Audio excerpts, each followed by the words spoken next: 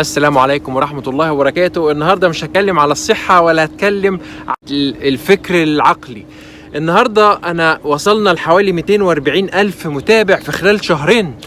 ابتدت رسائل كتير تجيني، انت مين؟ يعني الناس اللي بتاخد منك الكلام من حقها تعرف انت مين، دارس ايه، مين حضرتك، يعني برضو ده من حقهم. فانا قلت اعمل وقفة مين كريم علي وايه قناة فكر تاني عشان اقدر ان شاء الله نوصل لنص مليون واثنين وثلاثة واربعة. انا مستبشر خير لان انا بدي الناس العلم، والناس فعلا متعطشة للعلم.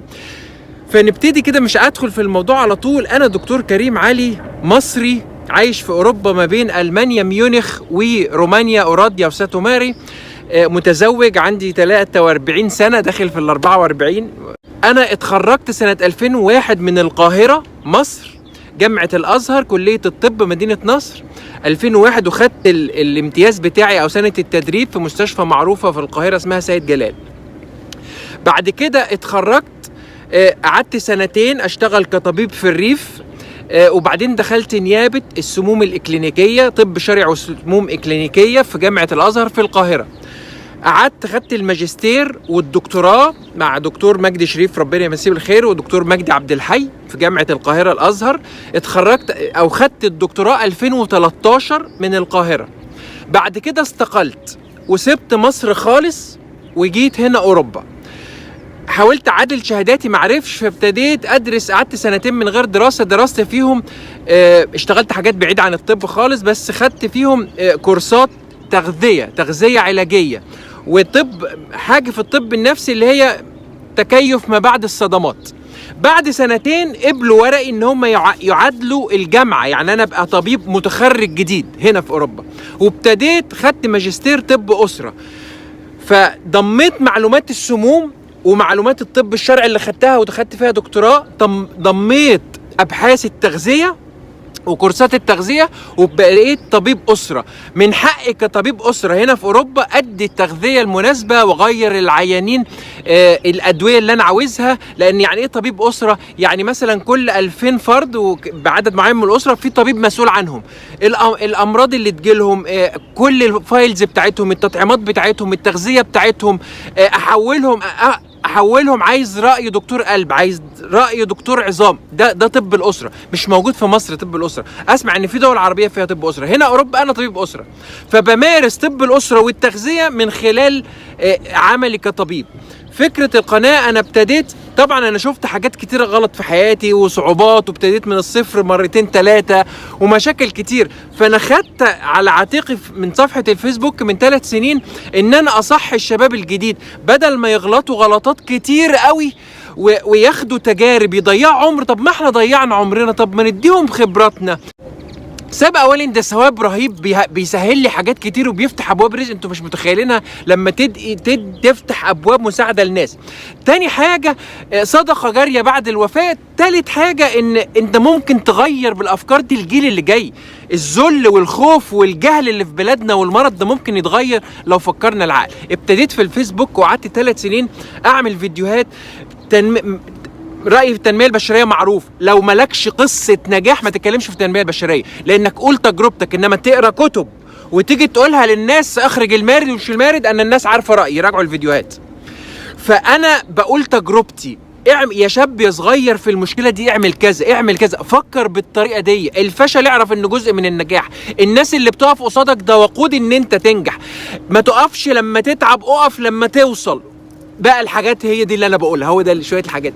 فالناس اللي بتقول انت دكتور بتتكلم في التنميه البشريه او انا اتكلم براحتي، واللي مش عارف يعني انا ايه او سيستم ايه، هحط لكم الحلقه دي فن البلوك والديليت، ان انا اعمل اللي بمزاجك واللي مش عاجبك دلته من حياتك دي كده على الماشي.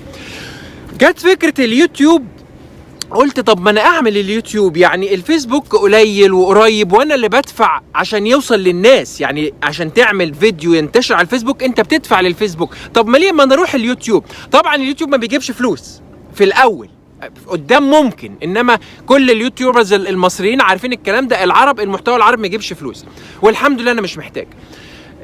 فقلت اليوتيوب. ابتديت اتكلم في سلسلتين، فكر تاني عقل وفكر تاني صحة.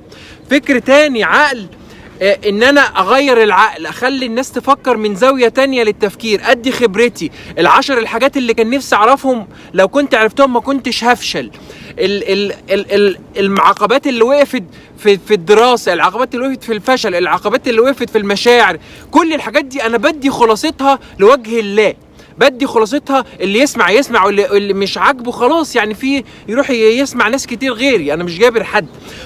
وفكر تاني، طب تخصصي، طب اللي انا فاهمه، طب اللي انا بجربه، طب اللي انا بقرا لاخر صفحة في العلم نزلت امبارح، يعني انا كده. فقلت اعمل طب، لقيت الناس مستجيبة قوي للطب ومش مستجيبة قوي للتنمية البشرية، فانا قللت التنمية البشرية، او لفظ التنمية ان انا اغير عقل الناس، قصدي كده، وزودت شوية في الطب. لما ابتديت اعرض معلومات جديدة في الطب ابتدت الناس تقف، انت بتقول الكلام ده مش صح. الانسان عدو ما يجهل. اي حاجة انا هقولها في القناة، وانا هحط ده مش في الفيديو ده، هحطه على الانترو، يعني كل اللي داخل قناتي يسمع الفيديو. كل المعلومات اللي في العالم تحتمل الخطأ والصواب. عشنا طول عمرنا عارفين ان الدهون المشبعة بتسبب جلطات، طلعت ان هي افيد حاجة من ايام ما ربنا حرمها على بني اسرائيل لما كان بيعاقبهم، طلعت هي اللي فيها كيتو بتحمي الانسان من الجلطات. طول عمرنا نعرف ان لو فات دايت اللي هو السكيمد ميلك هو الصحة، ومحدش قال لنا على السكر، وطلع كل امراضنا وكل السرطانات وكل معظم السرطانات متلازمة الايض والضغط والسكر كله من اكل السكر الزياده. ما كانش حد بيقول لنا الكلام ده. الرياضه كانوا بيفهمونا العب رياضه عشان تخس، طلع الرياضه مش للتخسيس وملهاش دعوه بانك تحرق سعرات، لانك مهما تحرق مش هتحرق اللي بتاكله، ده بالعكس ده مهمه للقلب والتفكير والكرياتيفيتي اللي هو انك تبقى مخترع او جسمك يفكر او تبقى سعيد. ادي طلعت الرياضه.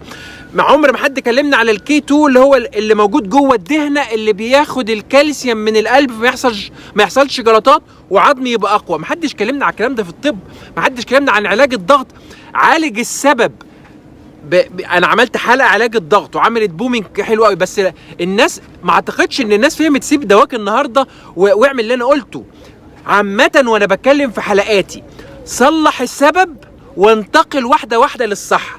قلت لمرضى السكر لما افضل امشي كيتوجينيك لغايه ما يبقى التراكمي 5 و7 و5 و8 سيب الدواء. مرضى الضغط كذلك، صلح النفس، صلح السكر، متلازمه الايض، صلح الشرايين، صلح اكلك، خد مغنيسيوم وبوتاسيوم وصلح لو ناقص، وصلح جسمك، وبعد كده ابتدي سيب الدواء الضغط واحده واحده. انما اي حد يفهم ان انا اطلع اقول ده علاج الضغط فانت قوم سايبه ورايح للي انا بقوله، السبب ده بياخد في علاجه من 6 شهور لسنه. السكر كذلك من 6 شهور لسنه. انا مبدا التدرج اللي متابعني من الاول عارف التدرج سحر الخطوات الصغيره. راح احط لكم الفيديو ده مهم جدا. فانا لقيت بومينج ابتدى بقى يجي لي رسائل من دكاتره، انت بتخرف، انت هتودي الناس في داهيه، انت بتجيب الكلام ده منين، انت مين انت اصلا؟ فانا قلت اطلع اعمل الحلقه دي. الدكاتره كلهم على عيني وراسي، زمايلي وحبايبي، واي دكتور في العالم عايز نتناقش. يقول لي اعمل مناظره مع دكتور الفايد في المغرب، واحد يقول لي اعمل مناظره ايه واحنا اعداء؟ انا وهو في خدمه ان احنا نوصل للناس المصلحه. فاي حد في العالم عاوز يتعاون معايا انا نعمل حلقه سوا، نتبادل الخبرات. انا لو طلعت غلط هطلع اقول في فيديو، لان البني ادم الواثق في نفسه واللي جرب الفشل مره واثنين وثلاثه لا يعيبه ان هو يقول انا غلطان، انا طلعت غلط، لا يعيبني. لو انا طلعت غلط في حاجه هقول انا غلط لو سمحتوا الصح، لان مش مصلحتي مكسب لنفسي، انا مصلحتي مكسب الناس وادي الصحه للناس. انتوا مش متخيلين، انا ما بيجيليش يعني اليوتيوب لسه ما جابليش تمن الكاميرا، مش مشكلتي الفلوس، بس انتوا مش متخيلين وربنا يشهد على كلامي انا حياتي اتغيرت ازاي من ساعه ما فتحت اليوتيوب. الصعب بقى سهل، والفلوس بقت هي اللي تجري ورايا، وحاجات كتيره كان متقفله بقت تيجي. كل ده اللي من دعوات الاف الناس. يا ده كفايه. كم مرض اكيد بعد عني وعن بنتي وعن بيتي، كم مصيبه كانت هتجيلي وربنا بعدها بسبب دعوات الناس.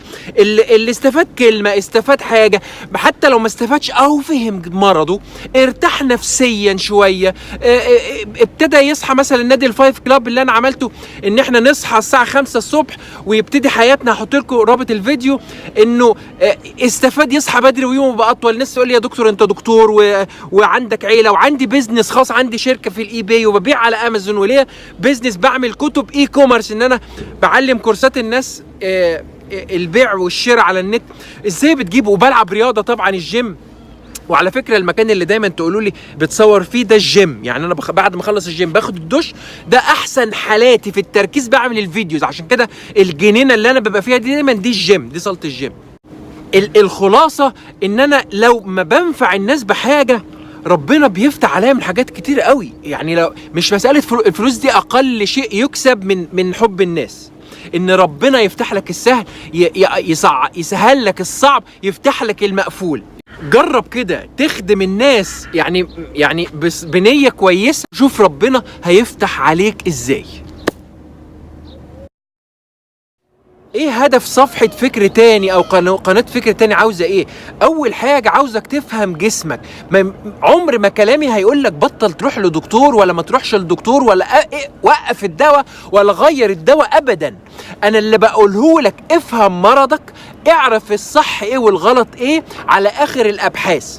ممكن كمان 20-30 سنة تطلع كل اللي احنا فيه غلط ويكتشفوا حاجة جديدة، طبيعي، احنا مش اخر العلم، بس احنا اخر حاجة وصلوا لها انا هبلغها لكم. شغل عقلك، افهم جسمك، افهم مرضك، حتى لو مش مرضك بتفهم مرض والدك، والدتك، زوجتك، عيالك. انت كده خدت معلومات المفروض تدرس في المدارس. انا ما بدخلش في العميق على فكرة، الكلام ده المفروض كل الناس عارفاه. هو انت عندك اهم من صحتك؟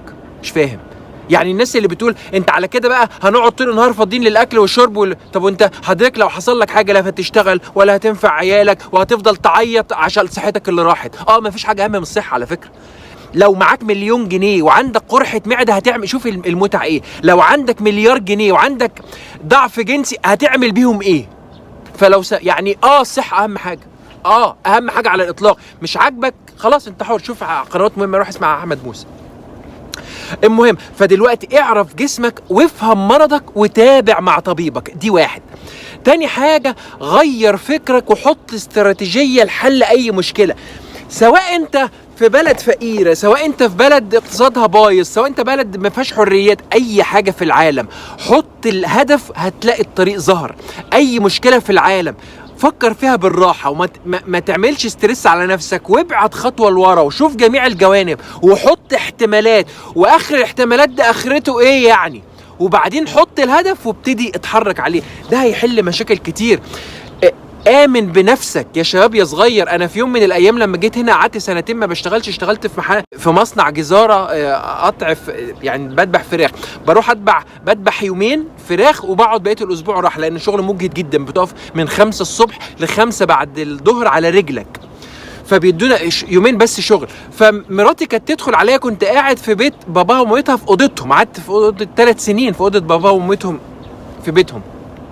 كانت تقول لي هو انت ما بتزهقش قاعد كده طول النهار على السرير ماسك الموبايل؟ كنت بسمع فيديوز يوتيوب طول النهار وكورسات. هو انت يعني ما بتتعبش من الراحه دي؟ قلت لها اصبري، والله العظيم وحياة بنتي هذا حدث. قلت لها اصبري، هيجي وقت من الايام مش هتعرفي تشوفيني فيه من كتر الشغل. بعد الموضوع ده ب5-4 سنين قالت لي فاكر اليوم ده؟ قلت لها فاكره. انت دلوقتي ما بتقعدش في البيت، يعني يا سفر يا كورسات يا نت يا عياده يا مؤتمرات فقلت لها فاكر. انا كنت عارف، لان انا كنت مؤمن بنفسي. انا مؤمن ان البذره بتنزل تحت الارض تقعد فتره قبل ما تبقى شجره كبيره، وكل ما قعدت تحت اكتر كل ما الشجره بقى جذرها اكبر وتعلى فوق قوي قوي في السماء. الناس اللي بتقول دلوقتي انت خدت جالك 200,000 سبسكرايبرز في كام؟ في شهرين، ماشي، بس انا بستعد ل6 سنين بالعلم اللي عندي. 5 سنين ازاي اكلم الناس، 5 سنين ازاي ارتب الافكار، 5 سنين ان انا ابسط المعلومه، 5 سنين ادرس طب. فانت ال5 سنين دول بان نتيجتهم في شهرين. لو انت ما بنيتش نفسك، لو انت ما تعبتش تحت الارض ساعه ما حدش شايفك، ساعه ما حدش مؤمن بيك، ساعه ما الناس بتتريق على احلامك، عمرك ما هتبقى توصل لهدف كبير.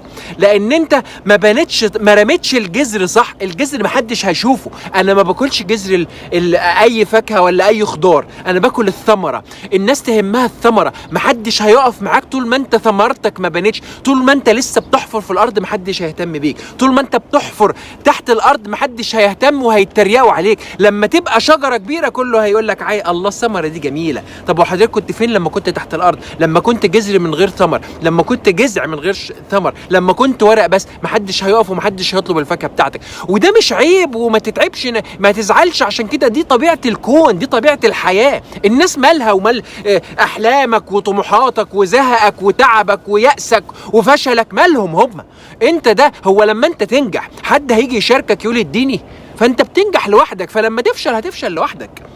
فده الهدف التاني من قناة فكر تاني. اي مشكلة ليها حل، اوعى تيأس. لو عندك 70 سنة ممكن تغير صحتك، ممكن تغير مستواك المادي، ممكن تغير علاقاتك الاجتماعية، اي حاجة ممكن تتغير. ثالث نقطة، ودي ناس بتعترض عليها، ربط الدين بالحياة اليومية. احنا شئنا او ابينا هنرجع لربنا في يوم من الايام. فانت كل اللي بتعمله انت في امتحان، كل اللي بيتعمل دلوقتي في شنطة على ظهرك، مفيش حاجة بتروح، الغلط والحلو كله على شنطة على ظهرك. فمحدش يقول لي افصل الدين على العلم. ما هو العلم لو استغلته في معرفة الناس وفي رضا ربنا هكسب. ليه ما استغلوش ليه في الدين؟ ليه ما ابعد الدين عن العلم؟ العلم فوق راسي، بس لازم يبقى ليه قاعدة دينية.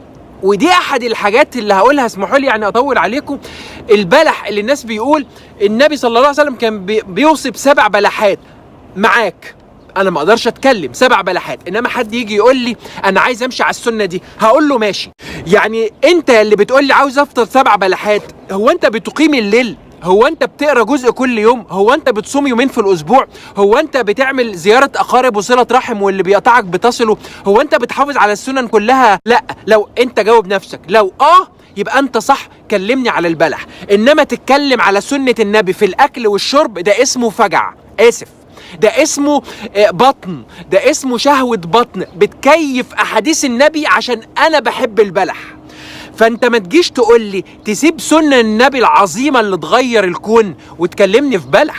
ما انت مشيتش 10 سنين بتاكل شيبسي وبيبسي وهمبرجر وعندك دهون على الكبد وجالك سكر وجالك ضغط وتقول لي اصلي امشي على سنة النبي. ما انت كان من الاول سنة النبي للناس الصحاح، اصحى زي النبي قبل الفجر، نام بعد زي النبي بعد العشاء، اقعد 3-4 ايام من غير اكل، ما كانش بيقعد على كنبه قدام التلفزيون وما كانش بيركب عربيات. عيش النبي. اصلا مش هتسمع قناتي ومش مش هتدور اكل بلح ولا لا، لان صحتك هتبقى حديد. ده انت مش تاكل بلح، ده انت تاكل النخل الشجر، عارف ان الخشب هتاكله، لان صحه اللي عايشين في الصحراء يابا. فانت ما حدش يجي يقول لي السنه بتاعت النبي 7 بلحات، امشي على كل السنه وبعدين كلمني على ده. صلح اللي انت عملته بمخالفه الدين الاسلامي وتعليم الصحه في الدين الاسلامي وبعدين كلمني على السنن. يبقى كده حته قفلتها، عشان دي كانت حرقاني قوي قوي قوي، والتلبينه وكل اللي النبي صلى الله عليه وسلم. وعلى فكره اتقوا الابيضين ده مش حديث، ده مكذوب. النبي ما قالش بعيدوا عن السكر والملح، كذب، حديث مكذوب. ارجع للنقطه الاخيره، الدين مهم في حياتنا سواء شئت ام ابيت. انت مش مؤمن، انت مش لا ديني، انا دي قناتي وده فكري. ما بتروحش البيت، بتجيش تزورني في الصالون تقول لي حضرتك شيل الساعه دي حطها هنا، الكنبه دي ادمت يا ريس شيلها. محدش بيعمل كده في بيت حد. فدي قناتي، انا بنشر اخر الابحاث عشان تعرف حالتك مش عشان تغير دواك. انا برتب مخك باللي انا شفته في الحياه، مش درسته في الكتب، باللي شفته في الحياه عشان تطلع من مشاكلك وتعيش حياه افضل. انا برجع الدين مهم في الحياه باتصاله بالعلم، ومش هسيب هذا. دي قناه فكر تاني، وده اللي يهمني في قناه فكر تاني، وده اللي انا هعيش عليه واموت عليه. اظن كده الرساله واضحه للاطباء وغير الاطباء مين كريم علي وايه قناه فكر تاني اللي طلعت لنا في المقدر الجديد دي 400 مليون في شهرين. من انت ايها الشاب العجوز. خلاص كده هسيب الحلقه دي على الانترو. اي حد عايز يعرف مين انا كريم علي. وشكرا ليكم على ثقتكم المطلقه، وشكرا على الناس اللي وثقت فيا، وشكرا على هذا الكم المتزايد كل يوم. وربنا يقدرني ان انا احاول اخدم هذا القدر. بيجي لي 50,000 رساله كل يوم، بس عشان الناس ما تزعلش ان انا ما بردش ساعات. 50,000 رساله. انا كريم علي، وشكرا ليكم. استودعكم الله الذي لا تضيع ودائعه، وما توفيقي الا بالله، عليه توكلت واليه انيب. باي، سلام.